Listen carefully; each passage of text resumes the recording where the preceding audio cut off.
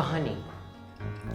जब भी कोई मुझसे पूछता है तो मैं कहता हूँ कि जो आप ज़िंदगी जी रहे हो ना, वो और कुछ नहीं, बस एक कहानी है। जो भी आप अपने आसपास देखते हो वो या तो आपकी या किसी और की कहानी है। तो आज मैं आपको एक ऐसी ही कहानी सुनाने जा रहा हूँ। वो शायद शुरू में आपको थोड़ी स्लो लग सकती है, पर बिलीव मी, इसको ख़त्म होते होते ये आपके दिमाग को हिला के रख देगी। तो ये 3 पार्टों में आने वाली है, इसके तीनों पार्ट देखिएगा।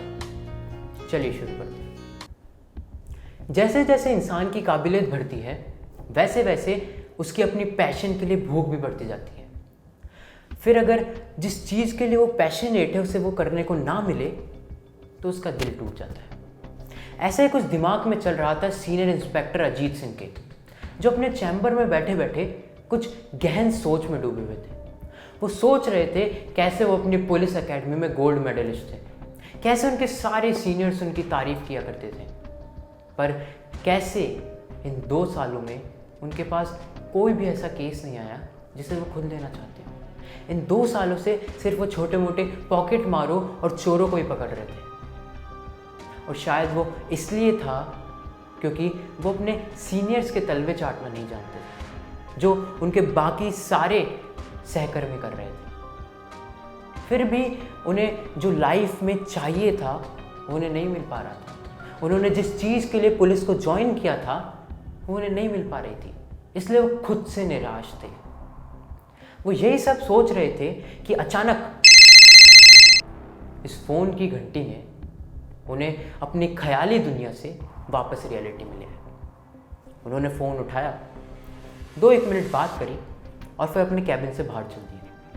दरअसल ये फ़ोन था उनके सीनियर का, जो उनसे मिलना चाहते थे। जब वो उनके कैबिन में पहुंचे तो उन्होंने देखा एक अनजान शख्स भी वहाँ बैठा हुआ है। मैं आई कम इन सर? अरे अजीत, कम ऑन कम इन, तुम्हारा वेट कर रहा था। आओ, take a seat. Meet him, he is Ramakant Sharma, head of police. इनकी पोस्टिंग पहले महाराष्ट्र में थी, अभी 2-1 महीने पहले ही राजस्थान शिफ्ट हुए। इन्हें आपसे कुछ बात करनी थी। अजीत सिंह ने उस अनजान शख्स को देखा और मुस्कुराए। फिर दोनों ने हैंडशेक किया और वो शख्स बोले, ओह, तो आप ही हैं अजीत सिंह, अपनी पुलिस एकेडमी के गोल्ड मेडलिस्ट। मैंने सुना है कि 2 सालों से आप इन छोटे मोटे केसों में फंस कर रह गए हैं। मेरे पास आपके लिए एक बहुत अच्छा केस है जो मैं चाहता हूँ आप अपने अंडर लें। अगर आप इंटरेस्टेड हैं तो मुझे बताइए। अजीत सिंह को ऐसा लगा कि 2 सालों से वो जिस चीज़ का वेट कर रहे थे वो अब खत्म हो गया।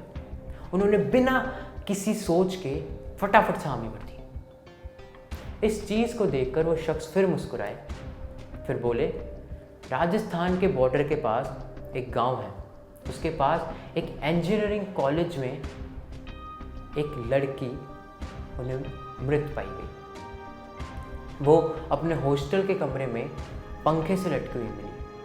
उन्होंने जब चेक करा तो उधर कोई ज़ोर ज़बरदस्ती के निशान नहीं थे और एक क्लियर कट आत्महत्या का केस था। पर जब उन्होंने इन्वेस्टिगेशन को थोड़ा सा और बढ़ाया तो उन्हें उस लड़की की डायरी मिली, जिसके अंदर लिखा हुआ था कि 2 लड़के, राहुल चौहान और समीर सिंह, ने उस लड़की को आत्महत्या करने के लिए मजबूर किया। जब वो चीज़ ये सुना रहे थे तो अजीत सिंह ने उन्हें बीच में ही रोका और पूछा, सर सॉरी मैं आपको इंटरप्ट कर रहा हूँ, पर आपके पास मर्डरर है, आपके पास लाश है, आपके पास मोटिव है, तो फिर इस केस को मैं अपने अंडर लेकर क्या करूँगा?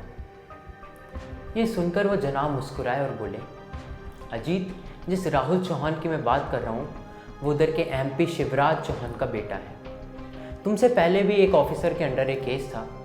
उसने जैसे जैसे अपनी इन्वेस्टिगेशन चालू की,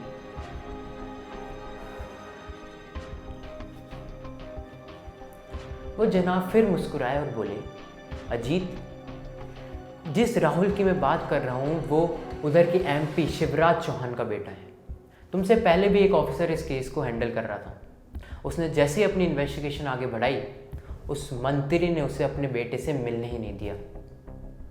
और जब उसने कोशिश की तो फिर उस मंत्री ने उसे वहाँ से ट्रांसफ़र कर दिया। सुनने में आता है कि उसे बार बार धमकियाँ मिल रही थी। तो अब तुम ये सोचो कि क्या तुम सच में ये केस लेना चाहते हो? अगर हाँ तो तुम मुझे बताना। और अभी मैं आप लोगों से विदा लेता हूँ, मैं चलता हूँ। अजीत सिंह ने 2 सेकंड अपने दिमाग में कुछ सोचा और इससे पहले कि वो उठकर गेट तक पहुँचते, वो खड़े होकर बोले। अजीत सिंह ने अपने दिमाग में कुछ सोचा और इससे पहले कि वो गेट पर पहुँचते, वो खड़े होकर बोले, सर मैं केस लेने को तैयार हूँ, आप मुझे बताइए मेरे को कहाँ रिपोर्ट करना है।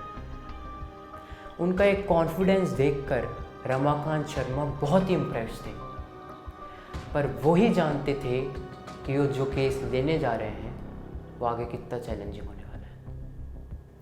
अगले दिन अजीत सिंह उधर के लोकल पुलिस स्टेशन में पहुंचे। उन्होंने बिना टाइम वेस्ट करते हुए सारी रिपोर्ट्स, सारी फाइल्स रीओपन करवा दी। उन्होंने सबको बैठकर आराम से एनालिसिस किया और उस कांस्टेबल को बुलाया जिसने पहले उस ऑफिसर के साथ काम किया हुआ था। अच्छा, तुम ही हो वो ऑफिसर? हाँ जी साहब जी। अच्छा, मुझे बताओ इस केस के बारे में।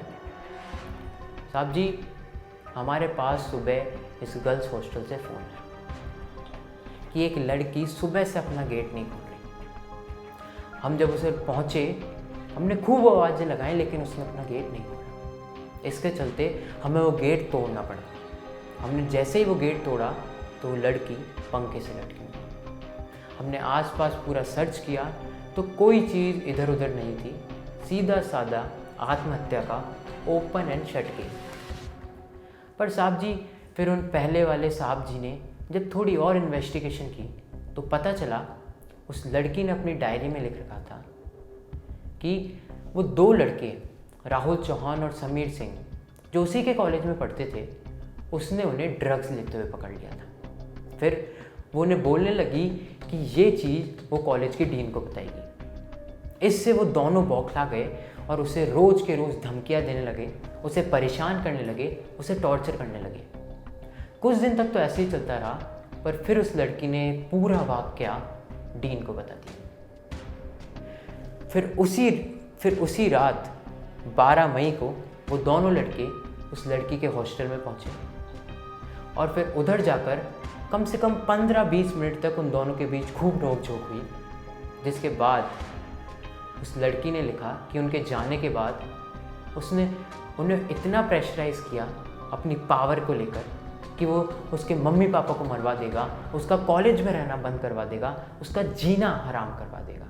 इसके चलते उसके दिमाग में सारे नेगेटिव थॉट्स भर गए थे और उसने अंत में आत्महत्या कर ली। अच्छा,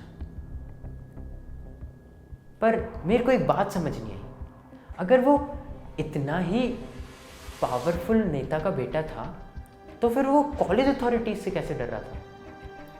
नहीं साहब जी, नहीं, वो कॉलेज अथॉरिटीज़ से नहीं डर रहा था, वो डर रहा था अपने ही बाप से। इस कॉलेज का डीन उस नेता शिवराज चौहान का बचपन का दोस्त है। अगर उस डीन को पता चल जाता तो वो शिवराज चौहान को बता देता, और अगर ये चीज़ शिवराज चौहान को पता चल जाती तो वो अपने बेटे का घर से बाहर निकलना ही बंद कर देता। अच्छा, फॉरेंसिक रिपोर्ट क्या आई थी? साहब जी, फॉरेंसिक रिपोर्ट में उसके मरने की वजह तो रस्सी से दम घुटना ही था, पर उसकी गर्दन पर उस लड़के के फिंगरप्रिंट्स मिले थे। कौन से लड़के के? राहुल चौहान के। अच्छा, और कॉलेज की लड़कियों ने क्या बताया? साहब जी, कॉलेज की लड़कियों ने बताया कि 12 मई की रात को दोनों लड़के उधर आए थे। राहुल चौहान उसके कमरे के अंदर गया था और समीर उस बाहर खड़े होकर ही आसपास नज़र रखे हुए थे। जब वो अंदर थे तो लड़कियों ने चीखों की आवाज़ सुनी थी। वो दोनों एक दूसरे से लड़ रहे थे, बहुत चिल्ला रहे थे। फिर थोड़ी देर बाद वो दोनों वहाँ से चले गए। उसके बाद जब सुबह लड़कियाँ कॉलेज जाने लगी और उन्होंने दिव्या को बाहर बुलाया तो उसने कोई जवाब ही नहीं दिया। 1-1.5 घंटे की मशक्क़त के बाद उस वार्डन का हमारे पास फ़ोन आया और फिर हम पहुँचे। अच्छा, पर साहब जी, इन चीज़ों से कोई फ़र्क नहीं पड़ने वाला है। पहले वाली साहब जी को भी ये सब पता था, पर वो फिर भी कुछ नहीं कर पाए। उनके पास रोज़ के रोज़ धमकियों का कॉल आने लगा, उनकी फैमिली को मारने का कॉल आने लगा। इस चक्कर में उन्हें केस छोड़ना पड़ा। और शिवराज चौहान का दिमाग देखिए, उसने राहुल की जगह समीर को फंसाकर ये केस बंद करवा दिया। पर पता नहीं कैसे वुमेन ऑर्गेनाइजेशन वालों को ये इस चीज़ की भनक लग गई कि इसमें राहुल का ही हाथ था, इसलिए वो अपनी आवाज़ें उठाने लग गए, जिसके प्रेशर में आकर सर ने ये केस वापस रीओपन करने को सोचा।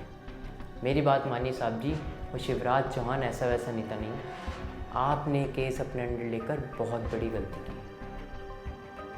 तुमसे जितना पूछा जाए उतना बताओ, गाड़ी बाहर निकालो, इस राहुल चौहान से मिलकर आऊँगा। अजीत सिंह इस केस को लेकर बहुत ही सीरियस थे।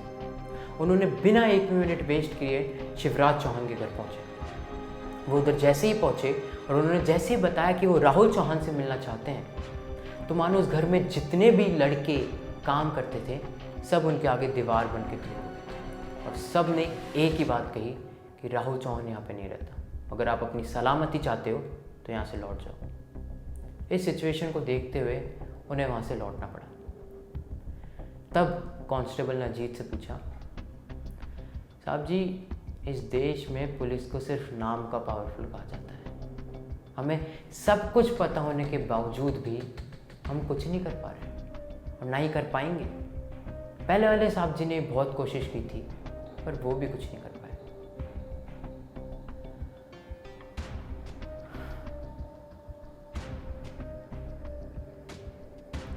इस पर अजीत सिंह बोले, देखो मैं बहुत दूर से आया हूँ और इस केस को सॉल्व करे बिना मैं यहाँ से जाऊँगा नहीं। कभी कभार कुछ केसों को सॉल्व करने के लिए पुलिस को भी चोर बनना पड़ता है। ये ज़्यादा नेतागिरी चला रहे हैं ना ये लोग यहाँ पे।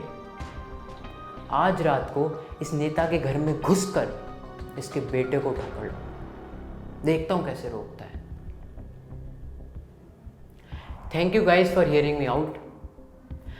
मुझे लगता है ये आपको स्टोरी अच्छी लगी होगी, पर कहीं जाइए मत, क्योंकि ये स्टोरी पूरी नहीं हुई है। इसके आगे आने वाले पार्ट आपको और भी अच्छे लगेंगे। तो अगर आपने अभी तक मेरे चैनल को सब्सक्राइब नहीं किया है तो अभी उसे सब्सक्राइब कीजिए और बेल आइकन को दबा दीजिए, और इसके आगे आने वाले पार्ट को देखना मत भूलिएगा, जो मैं जल्दी डालने वाला हूँ। आप मुझे इंस्टाग्राम पे फॉलो कर सकते हैं, मैंने अपनी आईडी नीचे डिस्क्रिप्शन बॉक्स में दे दी है। प्लीज़ इस वीडियो को लाइक कीजिए और शेयर कीजिए। Thank you.